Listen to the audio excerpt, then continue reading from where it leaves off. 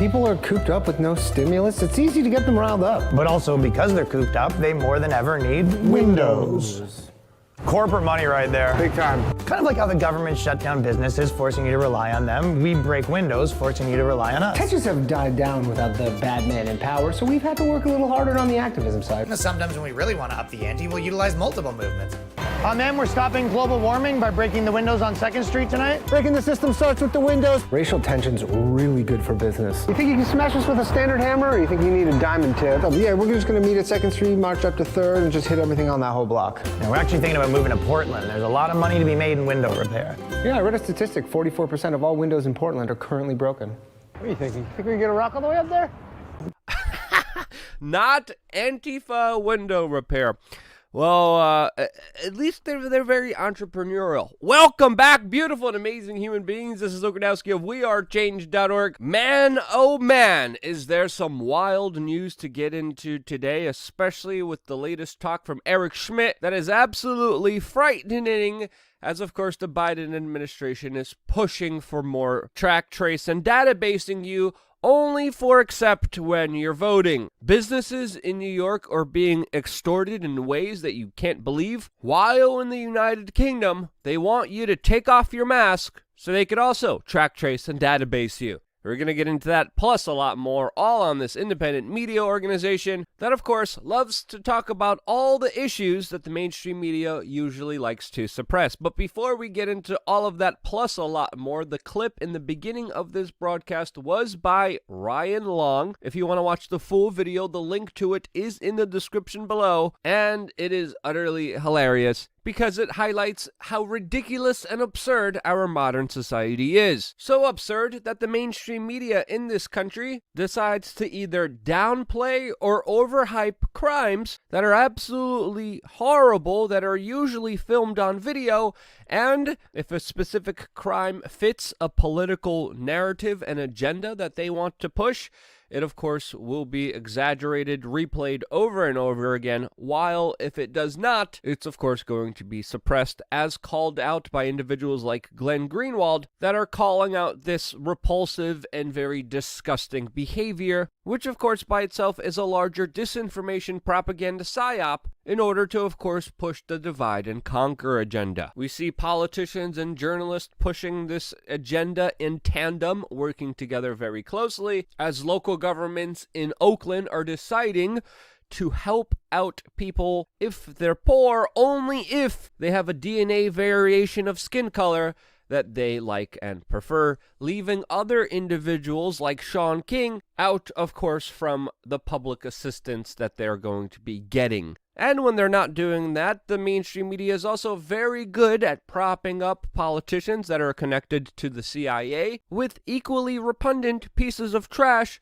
that they try to pass as some kind of journalism, as highlighted by this Hill article that is titled, "New Buttigieg, a young, accessible millennial, charms Washington." Yeah, that's just straight up propaganda. And if you dare call it out, the mouthpieces of these institutions and the establishment will call you out for harassment. Yes, I'm not kidding you. Michael Malice has decided to label some of these people, quote, jihadis without testosterone, also saying that, quote, the battle is won when the average American regards a corporate journalist exactly as they regard a tobacco executive. And I really think that's a point worth considering here. And before we get into what this corporate journalist is being criticized over, we wanted to remind you that you're watching an independent media organization that has a very long history of getting screwed with by big tech. And because of that, we started to work with companies that are pretty awesome, pretty cool, provide services and products that I personally use, and one of them is M Foods. I really personally love their cacao elixir. They have a whole bunch of really interesting products, especially surrounding exotic mushrooms, green powders, supplements, tonics, herbs, you name it.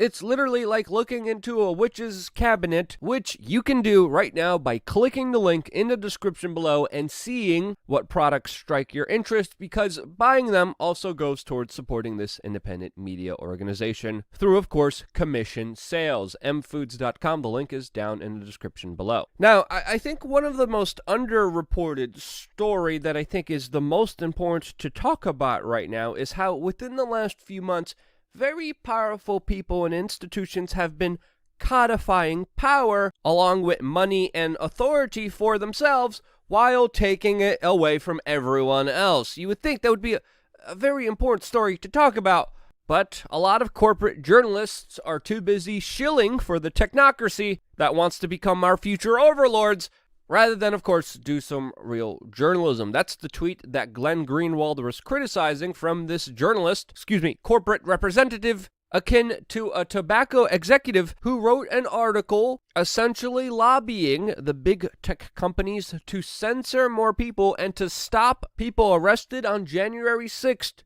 from being able to crowdfund their legal fees. Glenn Greenwald responded by saying, "Congratulations on using your new journalistic platform to try to pressure tech companies to terminate the ability of impoverished criminal defendants to raise money for their legal defense from online donations.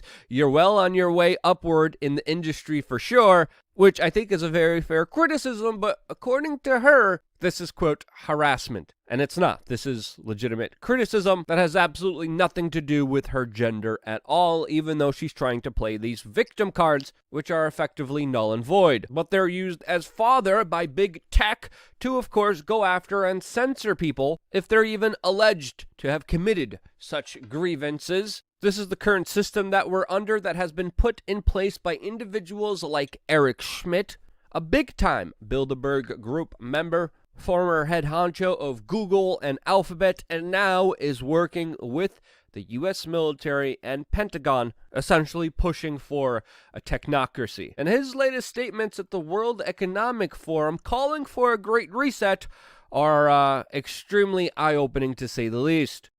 The highly educated, the people who are driving this will all be fine. In other words, everybody in Davos and the Davos universe will be fine. It's great to know that during this great historic change, the great reset, as many people, including Eric Schmidt and the Davos group, have called it, it's great to know that they're going to be good while this great transformation happens, as it's happening right in front of our eyes right now. As, of course, we're living in a world that is being more and more created and controlled by these very few tech oligarchs that, of course, are gaining more power and control over everyone. I think it's also very clear where I stand on this issue. I mean, the shirt I'm wearing says, literally, "Say no to the Great Reset." Again, cheap plug. You can exclusively get on thebestpoliticalshirts.com. Also, the link in the description below. Hey, we got to pay the bills here. I think it's also important to recognize here that a lot of these tech oligarchs have already bought and sold a lot of politicians, representatives of the people, that, of course, greatly do their bidding.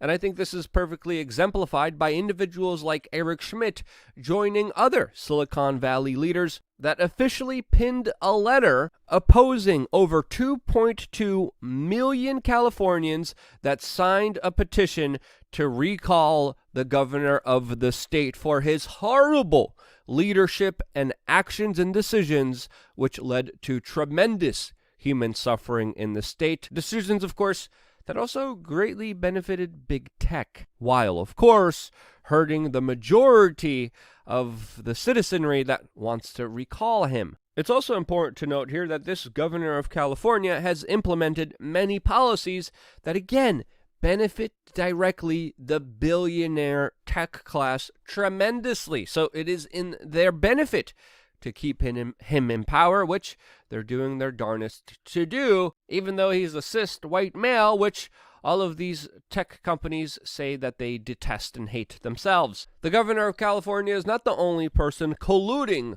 with, of course, big tech. There's also other individuals, like, the president of the United States, that has openly colluded, worked closely and extensively with, of course, big tech, that are also pushing extreme measures that take away more of our liberties, more of our freedoms, and economic opportunities to prosper in the future, while implementing more restrictions on our daily lives, as perfectly exemplified by Dr. Fauci, who just came out in a statement saying that kids need, not that kids should be asked or made aware of, but kids need to wear face masks in order to play together, while of course there's a lot of scientific data providing a lot of contradictory evidence towards a lot of the policies that were implemented by Dr. Fauci, which, by the way, also just flip-flops a lot on major policy decisions. He's, of course, a major part of the Biden administration that has been actively lobbying against voter ID, people using their driver's license in order to vote, but at the same time are openly calling and plotting for a shot passport, which they're trying to implement in the United States. This, according to the Washington Post, that is talking about how the Biden administration is working on developing a shot passport that will, quote, allow Americans to travel and enter businesses that require proof of getting the shot, setting up, again, more extremely dangerous actions and implications towards civil liberties, personal freedoms, with the government now trying to coerce you to get a rushed experimental shot that has no long-term studies associated with it in order to move around freely, in order to do business. And it's also important to highlight the state of New York is already using this coercion, this larger extortion effort on businesses in New York State, where they're going to businesses and saying that they could open up fully if they enter into this shot passport system. And if a business refuses to go into this system,